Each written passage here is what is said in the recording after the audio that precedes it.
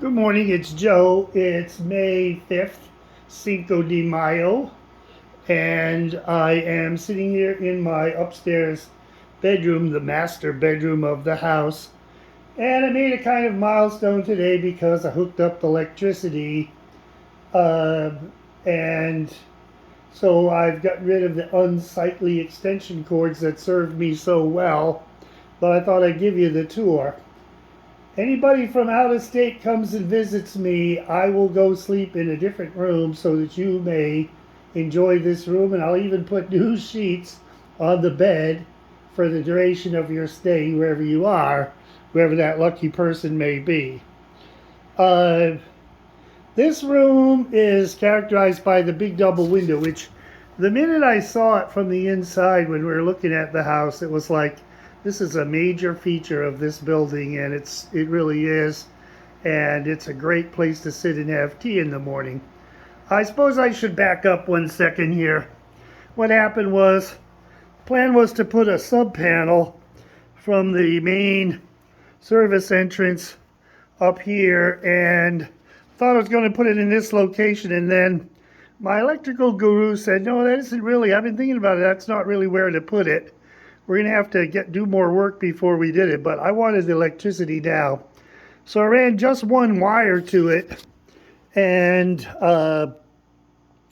basically that's hooked up now. That's a 40-something foot one-shot wire, so when we do get the service panel in, and this all goes onto the service panel, what will happen is we'll recycle that wire in some other project. I did something which you wouldn't think I was dumb enough to do, or maybe you do think I'm dumb enough to do, but when I had wired the two rooms upstairs, I had brought extra wire and set them up here. And one goes to the secret room and the other one goes to the bedroom. And I couldn't remember which was which. So I guessed which one, and I was wrong. When I powered it up yesterday, the GFCI indicator went on once I popped that, but basically no power in the room. It's like, shucks. So I had to come up this morning and then use my little kit there and switch it over, and sure enough, that was the problem. But basically, yeah, I can actually turn the whole room off just by flipping that red switch if I care to do so. And the outside of it still has a ways to go. We'll get back there again. Now I've got a pad down here for people to wipe their feet, because what I'm trying to do is there will be no shoes allowed in this room, and I have the new flooring on here, and it's just so pleasant to finally have a floor in this place that does not have a coating of dust or grit, and I'm trying to make sure that I keep it that way. So anyway, the big thing about this room is it's the only, I shouldn't say it's the only, it's a room that has a very light color theme. And I moved the painting from Rajasthan is up here, and basically that has predominantly blues and grays in it with a frame made of real gold leaf. And I was originally going to put my bed in that spot, and then I realized, no, that is the perfect place for that painting, which is huge. I think that's 4 by 6 feet or something. And so that's there. I have yet to finish these outlets because I was thinking of running another line into the closet to have it.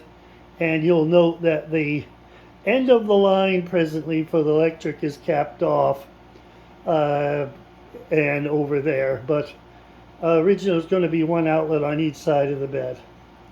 I have my mandala rug. Now I bought these via Facebook, these two chairs. And there's a story. My sister Betsy suggested this, which was get a Canadian rocker and a regular rocker, because that is what my Uncle Joe and my Babciu sat in the evenings or for the Red Sox game. And Uncle Joe would pop a beer, and sometimes Babciu would join him I'm told. I was racking my brain and I can't remember actually ever seeing my Babciu drink beer, but Betsy says it's true. Why would she lie? The nice thing about hooking up the electricity is I had this whole tangled mess of extension cords coming up through this hole at the base of the chimney, and now those are gone. So that's it. I have a dehumidifier up here. One interesting thing about this room has been, with no actual heat from downstairs, it's been about 70 degrees in here, and it gets to be 35% humidity. I empty that every day, and depends a bit on the day, but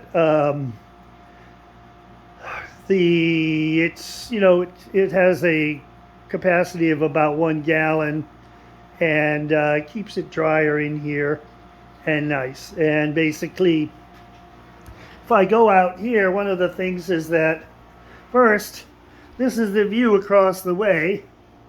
That's the barn of the house with the chickens and the goats and the dogs.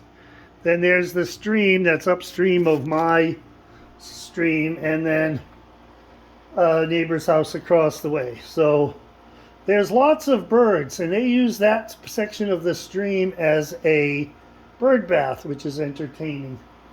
I've got bird feeders out back, but there's so much water around here that we don't really have bird bath. Okay, so this is the seasonal stream, and you can see what's left of my wood pile, quite a bit of it. This is all scrap wood. I didn't throw it in the dumpster because I hate to have it just go to the landfill when it can be used for fuel, kindling, and all that stuff. And I've been raking the sand off here. It's bright here in the morning, that's for sure. The building directly in front of you right now is the old fire department building. Strange fact about this town: they own a horse-drawn hearse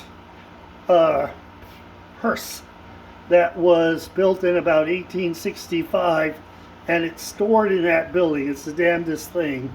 They want to give it to the Maine Historical Society for display. They're going to lend it to the Maine Historical Society for display somewhere, but the fire department are the ones that would take you to your final resting place.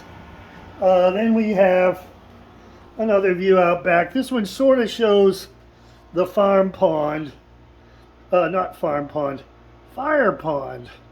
That's part of the fire department complex also, and the story is, if their tanker truck gets empty, they drive it right here and fill it up right there, which means there's a lot of fetch in case there's a fire downtown.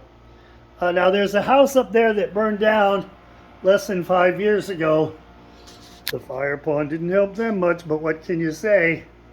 I'm going to leave the chimney exposed. I'm off to buy a carbon monoxide detector for this room today, so that'll be cool. I'm leaving I have one downstairs, but that's basically going to stay down there. So this is it, and I'll see you later.